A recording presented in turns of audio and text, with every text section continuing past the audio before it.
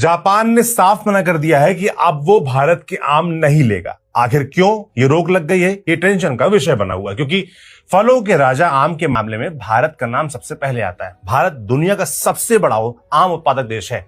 यहाँ हर साल करीब 2.4 करोड़ मीट्रिक टन आम पैदा होते हैं। अल्फांसो से लेकर केसर, चौसा से लेकर लंगड़ा और बंगनापल्ली से लेकर मलिक तक भारतीय आमों की सैकड़ों किस्में दुनिया भर में पसंद की जाती हैं। हर साल हजारों टन भारतीय आम विदेश में भेजे जाते हैं। खाड़ी देशों से लेकर अमेरिका, ब्रिटेन और जापान तक भारतीय आमों की खास मांग रहती है। लेकिन इस बार जापान ने आयात पर रोक लगा निर्यातकों और किसानों दोनों की चिंता बढ़ा दी है। सुनने में ये एक सामान्य व्यापारिक फैसला लग सकता है, लेकिन इसके पीछे की कहानी कहीं ज्यादा गंभीर है। सवाल यह है कि आखिर ऐसा क्या हुआ कि भारतीय आमों को लग्जरी फल की तरह देखने वाला जापान अचानक पीछे हट गया।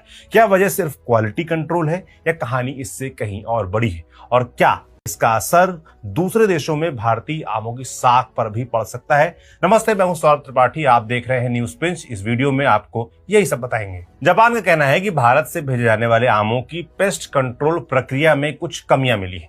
दरअसल जापान हर साल आम के मौसम में अपने निरीक्षकों को एक टीम बनाकर भारत भेजता है। ये अधिकारी उन आमों की जांच करते हैं जो जापान भेजे जाने वाले होते हैं। जांच का सबसे अहम हिस्सा होता है वेपर हीट ट्रीटमेंट यानी VHT।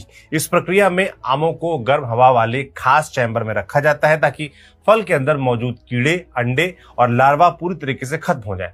लेकिन इस बार जापानी अधिकारियों को इसी प्रक्रिया में खामियां दिखाई दी। इसके बाद उन्होंने भारतीय आमों की खेप स्वीकार करने से इनकार कर दिया। अब जापान ने साफ कर दिया है कि जब तक वो भारतीय व्यवस्था से पूरी तरीके से संतुष्ट नहीं होंगे तब तक आयात पर रोक जारी रहेगी। सवाल उठता है कि आखिर जापान आमों के मामले में इतना सख्त क्यों है? इसकी वजह आज से करीब 50 साल पहले की घटना में छिपी है।